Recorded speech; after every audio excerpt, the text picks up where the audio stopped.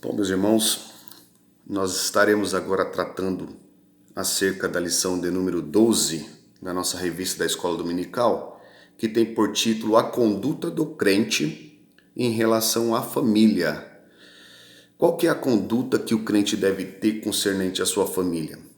Nós estaremos falando um pouco acerca disso. Os irmãos estejam lendo depois a leitura bíblica em classe, que está lá na carta de Paulo aos Efésios. Os irmãos leiam todo o capítulo 5 e o capítulo 6. Ali está as diretrizes de como deve ser o crente com relação à família. Ali ele vai estar tratando acerca de como é o comportamento do homem para com a sua esposa, da sua esposa para com seu esposo, dos pais para com seus filhos e dos filhos para com seus pais. Nós estaremos hoje falando um pouquinho acerca da introdução da lição. A introdução diz assim: na Bíblia, o relacionamento familiar é um projeto divino que pressupõe o matrimônio monogâmico, heterossexual e indissolúvel. No modelo divino, os membros da família são iguais, porém cada um desempenha papéis diferentes. Nesta lição veremos a conduta requerida por Deus para a família cristã. Pois bem, aqui está um modelo, aqui está alguns critérios que Deus vai requerermos da conduta de uma pessoa que se diz cristão no meio familiar. A primeira coisa que o comentarista diz é acerca da monogamia. O que vem a ser isso? É que nos parâmetros divinos, Deus exige que a pessoa deve casar somente com uma pessoa. Não pode ter outro relacionamento a não ser com o seu cônjuge. Esse tópico aqui está muito bem resolvido para nós, até porque não é uma coisa cultural. Não é a nossa cultura sair fora desse padrão. A não ser que existem, lógico, alguns casos extraconjugais que não entram na monogamia, mas sim, no adultério. Mas com relação ao matrimônio, não é a nossa cultura, então isso aqui está bem definido.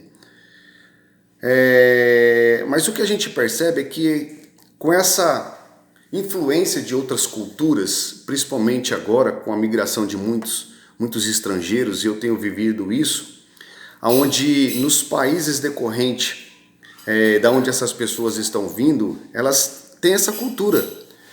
Lá a poligamia é permitida e muitas pessoas que estão vindo para o nosso país hoje, elas acabam trazendo essa cultura. Isso é um perigo muito grande. Mas eu não vejo que a Igreja do Senhor brasileira ela tenha esse problema. O segundo tópico da introdução que ele vai tratar é sobre o casamento heterossexual. Isso eu creio que é algo que Deus não abre mão, do casamento heterossexual, apesar de nós estamos vendo uma sociedade que está tentando de todas as maneiras fazer com que esse critério venha cair por terra, mas nós como igreja não podemos abrir mão de jeito nenhum, que é o casamento heterossexual, ou seja, homem casa com mulher e mulher casa-se com homem. Nós sabemos que Deus não abre mão desse preceito, então é algo que está muito bem fixado na cabeça dos irmãos, não é? Ora, vista um ou outro que acaba se desviando da fé, onde a gente estamos vendo isso acontecer frequentemente, principalmente nas mídias sociais, mas eu creio também que é algo que não causam muitas dúvidas na cabeça dos irmãos acerca do casamento heterossexual. Mas o terceiro ponto é algo que já nos chama atenção, que ele vai dizer que o casamento é indissolúvel. E aí sim é um grande perigo, porque não é algo que está muito bem esclarecido na mente das pessoas. O que é o indissolúvel? É algo que não se deteriora, que não se acaba, que não se rompe. Indissolúvel é algo que não vai acabar. Por que eu vejo o problema nesse quesito?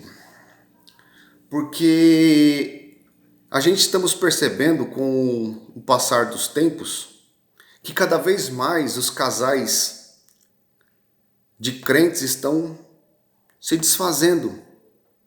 Cada vez mais nós estamos ouvindo notícias de pessoas que estão se separando.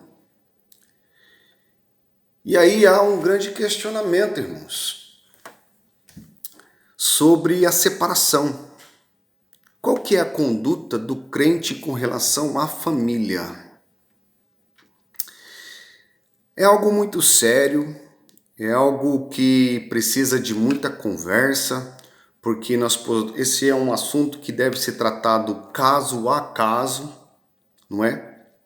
Mas o que nos chama a atenção é da maneira como está acontecendo.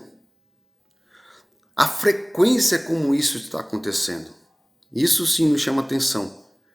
Porque a separação, o divórcio entre as pessoas do nosso meio, do meio cristão, deveriam ser a última da última possibilidade de acontecer. Ou seja, deveria-se ter todo um trabalho antes de se chegar ao divórcio. Deveria tentar N soluções para que isso não viesse a acontecer. Mas o que a gente tem percebido hoje é que o divórcio já tem sido a prioritária nos casais. Qualquer situação que aconteça, a primeira coisa que já vem à cabeça dos casais de hoje é o divórcio, é a separação. E aí, irmãos, é isso que tem nos preocupado, porque a gente que acompanha alguns casos, a gente percebe que quando chega, por exemplo, ao conhecimento do pastor, quando chega ao conhecimento da liderança da igreja, as pessoas já vêm de bate-pronto dizendo não dá mais. Entendeu?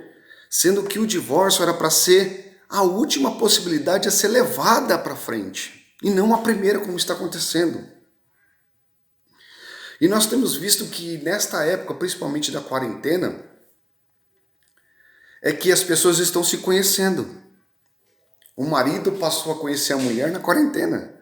A mulher passou a conhecer o marido na quarentena.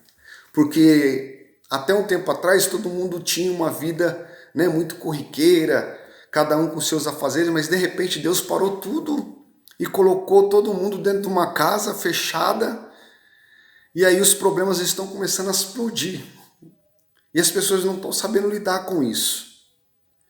Mas, concernente aquilo que a palavra de Deus nos orienta, é que Deus, irmãos, Ele não é a favor da separação. Deus não é a favor do divórcio. Então, eu sei que cada caso é um caso e deve ser tratado e deve ser orientado de formas diferentes. Mas você que está ouvindo esse vídeo aí, eu não sei qual é a condição do seu casamento, do seu matrimônio, eu te peço em nome de Jesus, a última possibilidade que você deve pensar é no divórcio. O que você deve fazer? Primeiramente, procure pessoas que você realmente veja na vida dele uma pessoa que possa te aconselhar.